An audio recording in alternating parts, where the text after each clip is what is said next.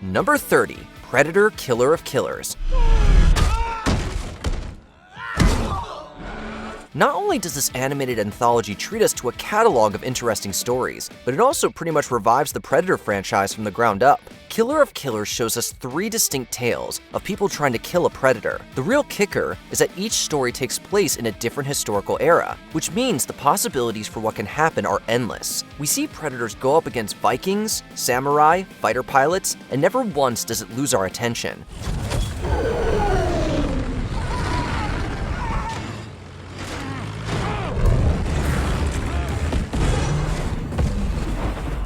It's incredibly gory, taking the violence that fans are used to seeing in this franchise to a completely different level through its animation. It's inventive, exciting, and absolutely brutal.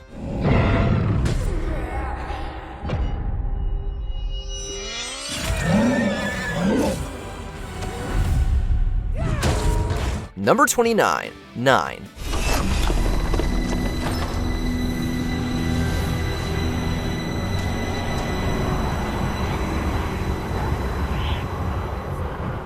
There's a lot about 9 that's unsettling, making it feel much more mature than you'd expect. The story revolves around a sentient ragdoll who wakes up in a post-apocalyptic future where others like him are hunted by murderous machines. There's not much else out there like this.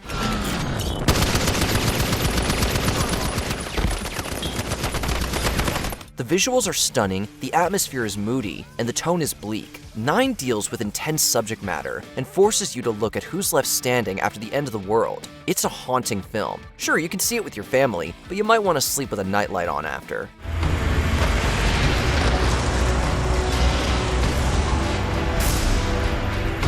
Number 28, Barefoot Gen.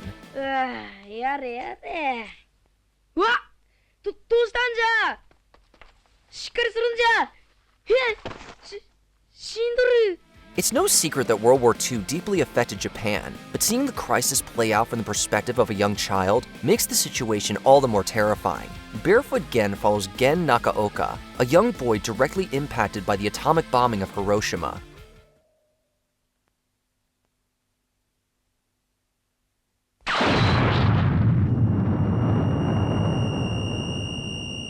The film expertly depicts the devastating effects of war. It goes into painstaking detail to show how much destruction the atomic bomb created and how it utterly destroyed Gen's life. It's easy to look back at historical tragedies like numbers on a page, but this movie doesn't gloss over the pain. Barefoot Gen makes us see the consequences of war on everyday citizens and reminds us just how severe these historical events are. どうしたんね。怖いよ、死にとうないよ。何言うんね、死にやせんよ、大丈夫よ。Number 27, Fantastic Planet.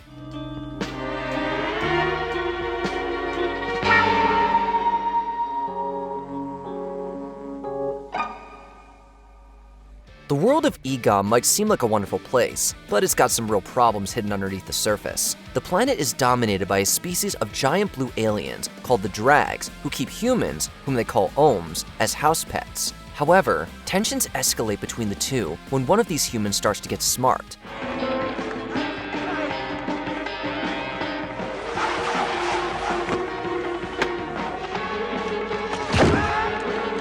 Fantastic Planet is jam-packed with all sorts of trippy visuals that make it one heck of a viewing experience. But it doesn't just have style, it's got substance too. It shows us what rebellion looks like and how systematic oppression creates anger. The complex themes it explores and its depictions of violence make it clear that the movie's not for the faint of heart.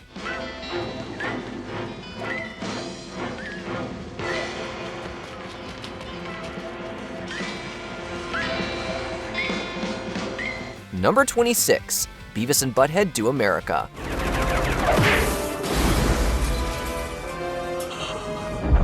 That's cool. When these two doofuses try to replace their stolen TV, they end up going on a wild journey where they accidentally become hitmen. This movie is an entertaining and star-studded adventure that makes sure to keep you laughing. It's not just all jokes though, it's also a pretty good satire of America, which hasn't exactly gotten smarter since 1996. Let's just pray that nothing hits that unit. Ow! Ow! Cut it out, Brad! butthead! Get out of the way, Beavis. I want to sit by the window. So, the film still holds up well now. Adult animation doesn't have to just be serious stories and gritty violence. It can be crude humor and over-the-top spectacles. That's exactly what this cinematic Beavis and Butthead adventure is all about, although the film is smarter than it seems. Are you threatening me? I am Cornholio. Number 25, Isle of Dogs. There's a pile of broken eggshells, an old smushed up rotten gizzard with maggots all over it. Okay, it's worth it.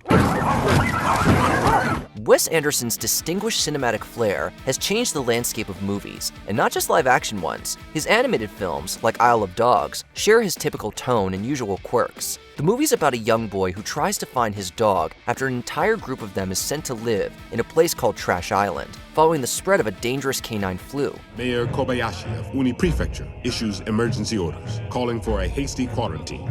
Despite revolving around animals, this isn't exactly a family-friendly movie.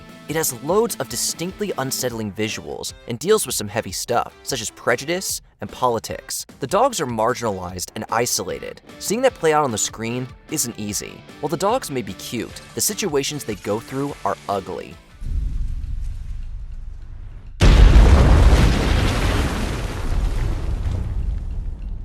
Number 24, Beowulf. I shall make you the greatest king that ever lived. Beowulf has a distinct visual style in the vein of Robert Zemeckis' other motion capture films. Unlike The Polar Express or A Christmas Carol, though, this animated film isn't for the whole family. It's a retelling of the classic Beowulf poem, covering the famed warrior's battle to slay Grendel, as well as the aftermath of that journey. Mine is strength and lust and power! I am Beowulf! If you're into epic action, then this movie is perfect for you, even if that's not quite your speed. Don't worry, there's still plenty of juicy drama to keep you on the edge of your seat. In short, Beowulf not only adapts a famous piece of literature, but also changes things enough to keep things fresh.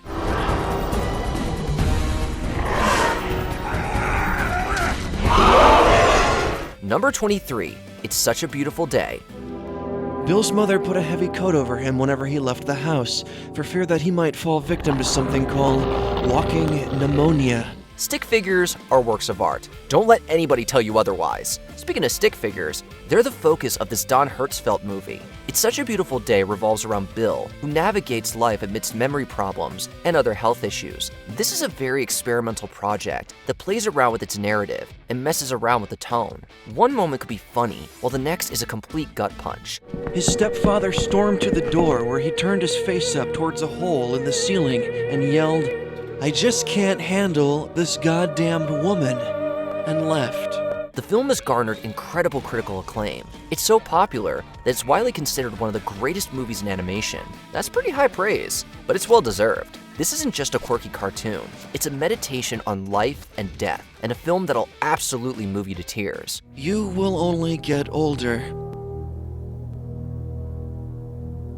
The next thing you know, you're looking back instead of forward. Number 22, Pink Floyd, The Wall.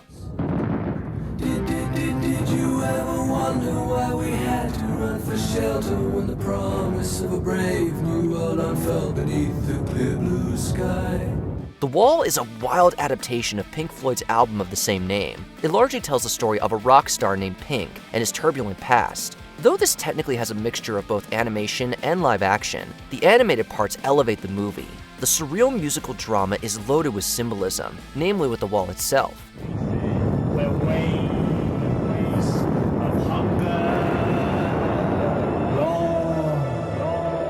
The trippy film essentially implies that it's a barrier Pink used to shield himself from the world after the death of his father. The movie clearly has a lot to say. As a result, it can get pretty intense and bizarre for audiences. Behind all of the darkness and the absurdity is ultimately a story about someone trying to reconcile with himself.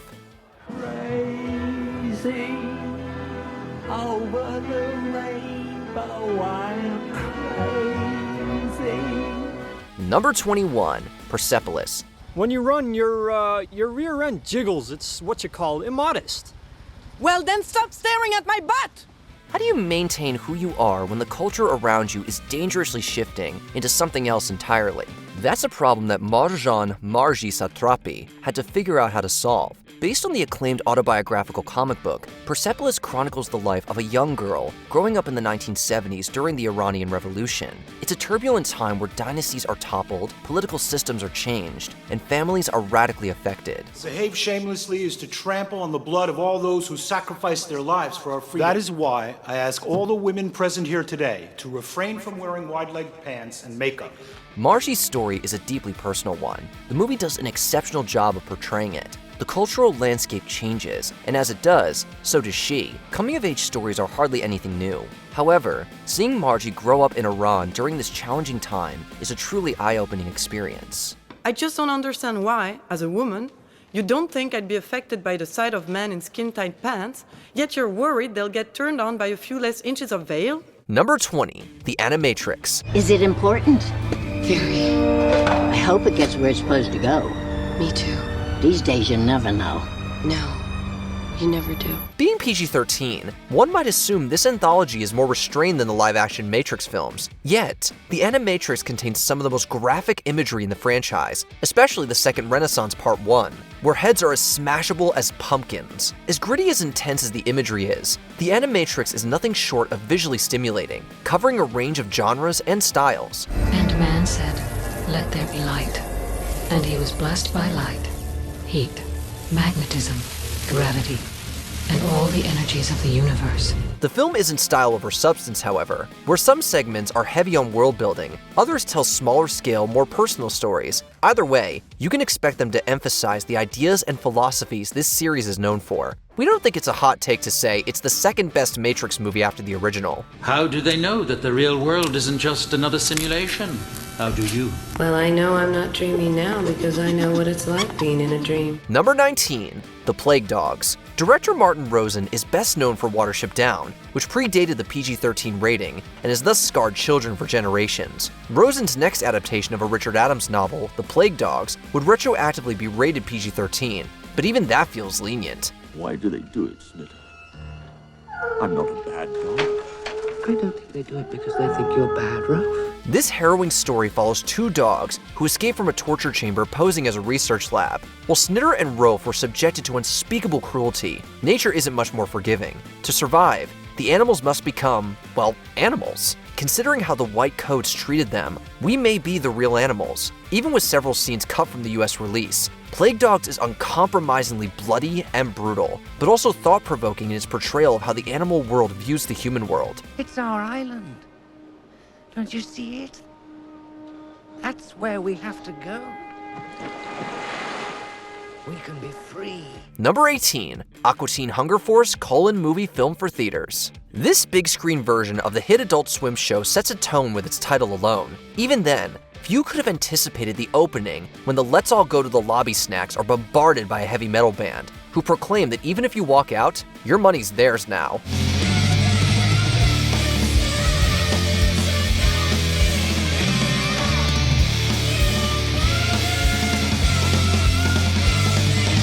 That said, we could imagine some adults heading for the exit, specifically those who weren't raised on this brand of irreverent humor. For those well acquainted with the Aqua Teens, Moonanites, Plutonians, and Carl, this feature is a laugh riot that raises the stakes while undermining the plot at every turn. No. I know what you're talking about. Don't worry about it.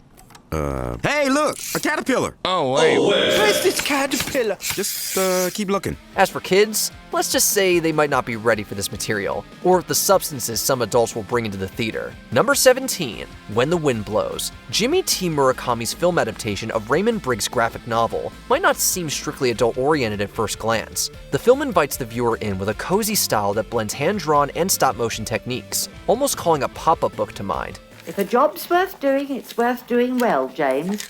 Yes, dear, but it is only temporary. After all, it'll all be over in a flash. Jim and Hilda blogs are delightful central characters, even when they're talking about the prospects of a nuclear holocaust. By the second act, though, this nuclear attack is no longer theoretical. Jim and Hilda carry us through the hardships with their optimism and love for each other, leading us to believe the worst is behind them. You won't have to worry about a thing. The powers that be will get to us in the end. I hope they come soon, dear.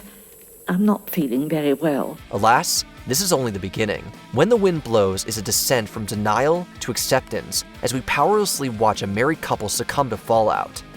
Number 16. Heavy Metal. For anyone who thinks animation is just for kids, Heavy Metal is a rite of passage. That's not to say Heavy Metal isn't an immature film. It is, with over-the-top violence and gratuitous nudity for the sake of gratuitous nudity. For anyone who was ever a rebellious teenager, though, few films better encapsulate our wildest daydreams. I'm taking it all. Pull over. Are you sure this is what you want? Positive. Capturing the spirit of the magazine that inspired it, this anthology is an 80s time capsule with the highest of high fantasy, the punkiest of steampunk, and a rock and roll sound. It's a product of the time, but that's why Heavy Metal has endured. The power of evil is contained for another generation, and a new Terrakian is born to protect. Over 4 decades later, it still serves as a gateway to adult animation and an inspiration for modern anthologies like Love, Death, and Robots. Number 15. Ghost in the Shell. Speaking of gateways, Ghost in the Shell was an entry point for many in terms of anime and adult animation. Your body's almost completely human. If we all reacted the same way, we'd be predictable, and there's always more than one way to view a situation. At the time, Japanese animation was gaining a reputation for being more violent and sexualized than what most Westerners were used to. Even a fair deal of kid-friendly anime had to be censored for those sensitive North Americans. Ghost in the Shell was introduced to the US with a hard R rating, keeping its kinetic violence and sex-positive portrayal of the female form intact. While this made the film not suitable for children, its meditation on humanity, technology, and identity made Ghost in the Shell adult. This might be our last chance to get the Puppet Master. The Chief knows what it is now, and he'll only use it to bargain with. I'll never have another chance to dive into it. What? You've lost me. I don't know what the hell you're talking about. It not only ushered in a new age of more adult animation, but smarter sci-fi films as well. Number 14. 999. From the stunning establishing shot, director Tatya Rosenthal immerses us in a stop-motion world that's so simple, yet so layered. A couple of bucks can only take you so far in this world. At the same time, opening your wallet can make all the difference. If it's not enough, I'll go with you to an ATM, but please don't kill me. I have 2 children. Man, relax. I was just gonna ask you for $1 for coffee. I wasn't robbing you. This isn't even mine. For less than $10, you may even learn the meaning of life. At least that's what an ad reads. $9.99 doesn't spell out the meaning of life, or even the movie's meaning. Through a series of interlocking stories, however, we experience life at its most mundane and its most surreal. In short, the film is about life itself, and the best things in life are free. Of course, a ticket is worth the price of admission. No, life is supposed to be full of joy and sorrow. It's just that the joy part. Don't say that. Let's just do something fun. Number 13. American Pop. He's going right away, Charlie. Charlie, he'll keep his eyes closed, he won't see nothing. His ears closed, he won't hear nothing, won't breathe nothing, won't drink nothing. You get nothing of value, he'll pay nothing. Ralph Bakshi is synonymous with adult animation, and American Pop is among his most mature films. When we say mature, we're not talking about sex, drugs, and violence, although all three are present here. American Pop may be Bakshi's most thematically mature film, chronicling the lives of a Russian Jewish immigrant family across 4 generations. Accompanied by a banger soundtrack, we not only experience the evolution of music throughout the decades, but also this family's pursuit of the American dream. Aren't you gonna finish the song? You can't make any money if you don't finish the song. I don't need no money! In addition to the past and present, you can argue that American Pop looks to the future. 6 months after its debut, MTV launched, giving birth to the music video generation. American Pop has the essence of an epic music video backed by a timeless story. Number 12. Waking Life. Primarily known for live action, Richard Linklater has helmed several rotoscope films aimed at older audiences. A Scanner Darkly gained a passionate cult following, but many consider Waking Life to be his masterpiece. In animation circles, rotoscoping is divisive, with some writing it off as glorified tracing. You know how they say that there's still 6 to 12 minutes of brain activity after everything else is shut down? And the second of dream consciousness, right? Well, that's infinitely longer than a waking second. While live-action footage was shot first, the visuals were still digitally drawn frame by frame, with the artist adding a surreal touch. However you categorize it, We can't think of a better method to tell a story that blends reality, dreams, and everything in between.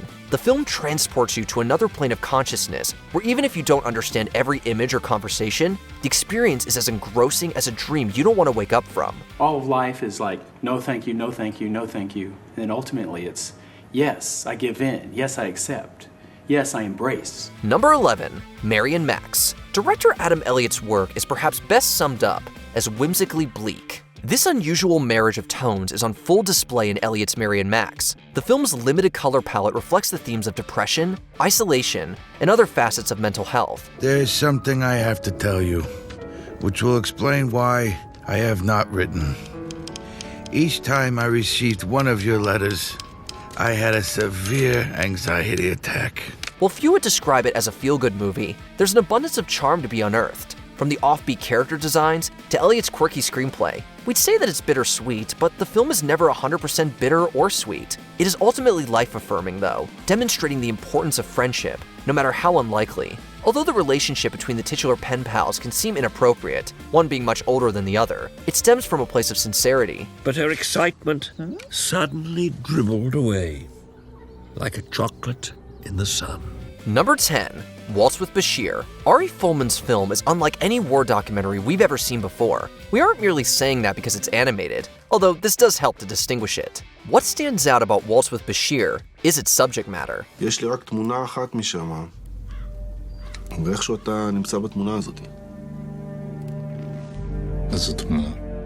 The film revolves around the 1982 Lebanon War, as well as the Sabra and Shatila massacre. Yet, it's more about memories. When you think about it, that's what every documentary essentially is, a reflection on past events. Some people have photographic memories. In Folman's case, some memories are clear, others are distorted, and a select few might be forever erased by trauma.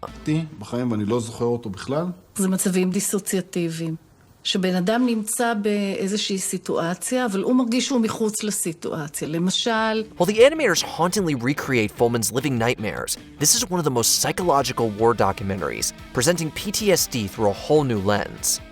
Number 9, I Lost My Body. I Lost My Body is about separation in more ways than one. After interacting with a woman over an intercom, Naufel becomes determined to meet her properly, although his methods are questionable. And when it blows really hard, when there's a lot of wind, I can feel the building swaying. I don't know. It feels like the whole world is drunk. Naufel grows more detached after losing his hand in a freak accident. If you think that sounds morbid, the hand develops a mind of its own, determined to find its way back to Naufel. What ensues is right out of a survival movie, with an urban playground proving every bit as deadly as the wild. While some may cringe and faint at the sight of the hand, we surprisingly come to care for the severed body part as an individual. What's lost can't always be found, but it can forge a new path. Come on, open the door.